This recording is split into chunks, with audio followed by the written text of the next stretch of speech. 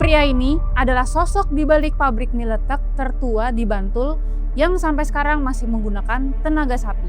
Namanya Yasir Ferry Ismatrada, generasi ketiga dari keluarga yang mengelola mie letek Cap Garuda di Dusun Bendo, Serandakan, Bantul, Jawa Tengah. Usaha ini sudah ada sejak sekitar 1940-an. Tapi sebenarnya apa sih mie letek? Mie letek adalah mie khas Bantul yang dibuat dari tepung gaplek atau singkong kering dan tepung tapioka. Warnanya kecoklatan dan kusam, berbeda dari mie pada umumnya yang berwarna putih atau kuning. Karena itulah masyarakat menyebutnya letek, yang dalam bahasa Jawa merujuk pada sesuatu yang kusam atau kotor. Jadi namanya bukan karena mie ini dibuat dengan cara yang kotor, tapi karena warna alamnya memang terlihat kusam. Lalu, siapa yang pertama kali merintis usaha ini? Namanya Umar Bishir Nahdi, yang merupakan kakek dari Yasir Ferry, seorang perantau asal Yaman. Umar datang ke Indonesia dengan latar belakang dakwah dan kemudian merintis usaha mie letek di Dusun Bendo sekitar 1940-an. Menariknya, sejarah awal usaha ini juga mempertemukan Arab dan Tionghoa di tanah Jawa. Ketika itu, banyak warga Tionghoa tinggal di Bendo dan salah satunya memiliki usaha mie. Orang Tionghoa tersebut kemudian meninggalkan Indonesia dan meminta Umar meneruskan usaha pembuatan mie tersebut. Usaha ini sejak awal tidak hanya berorientasi mencari keuntungan. Dalam sejumlah catatan sejarah, usaha Umar juga berkaitan dengan aktivitas sosial dan dakwah. Singkong yang mudah ditemukan di sekitar masyarakat diolah menjadi makanan yang bisa dikonsumsi dan membantu kebutuhan pangan masyarakat. Dari sinilah usaha tersebut berkembang menjadi mie letek Cap Garuda. Tapi perjalanan bisnisnya tidak selalu mulus.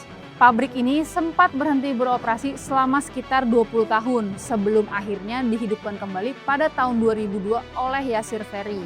Salah satu tantangannya adalah munculnya mie instan yang jauh lebih praktis dan bisa diproduksi secara massal. Tapi ketika bisnis mie modern mengejar kecepatan dan efisiensi, Cap Garuda justru mempertahankan proses tradisionalnya. Salah satunya yang paling terkenal adalah batu penggiling sekitar 1 ton masih digerakkan menggunakan tenaga sapi. Adonan kemudian dikukus, dicetak, dikukus kembali, lalu dikeringkan menggunakan matahari. Satu rangkaian produksinya bisa memakan waktu sekitar 2 hari. Dan proses seperti ini tentu membutuhkan tenaga manusia yang tidak sedikit.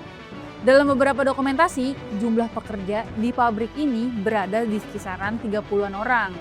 Masalahnya, banyak pekerjanya yang sudah berusia lanjut. Artinya, ada tantangan lain yang mungkin tidak terlihat dari proses produksi, yaitu regenerasi tenaga kerja. Karena membuat mie letek bukan sekedar mengikuti instruksi mesin. Ada keterampilan yang diperoleh dari pengalaman, seperti menentukan tekstur adonan, kadar air, hingga kapan adonan sudah siap diproses. Kalau pekerja senior tidak memiliki penerus, bukan hanya tenaga kerja yang hilang. Pengetahuan membuat mie letek secara tradisional juga bisa ikut hilang. Tapi bukan berarti pabrik ini sama sekali tidak melakukan modernisasi. Bagian pencetakan mie sudah menggunakan mesin, termasuk hydraulic press. Jadi yang dipertahankan adalah proses-proses yang dianggap menjadi karakter mie letek. Sementara bagian yang berkaitan dengan efisiensi dan keselamatan kerja tetap dimodernisasi. Dan pada 2019, mie letek resmi ditetapkan sebagai warisan budaya tak benda Indonesia. Menariknya, status sebagai warisan budaya justru semakin memperkuat nilai bisnisnya. Karena sekarang orang tidak hanya membeli mie, mereka juga membeli cerita, sejarah, dan pengalaman melihat proses produksi yang sudah berlangsung selama puluhan tahun. Secara kapasitas, produksi Cap Garuda pernah mencapai sekitar 900 kg per hari. Sementara kebutuhan pasar mie letek di Bantul dan sekitarnya pernah diperkirakan mencapai 2,5 ton per hari.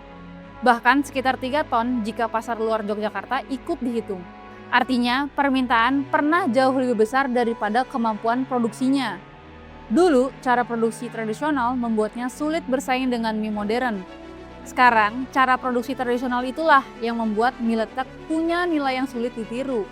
Proses produksi yang lambat justru menciptakan sesuatu yang tidak bisa diberikan oleh mie produksi massal, yaitu autentisitas.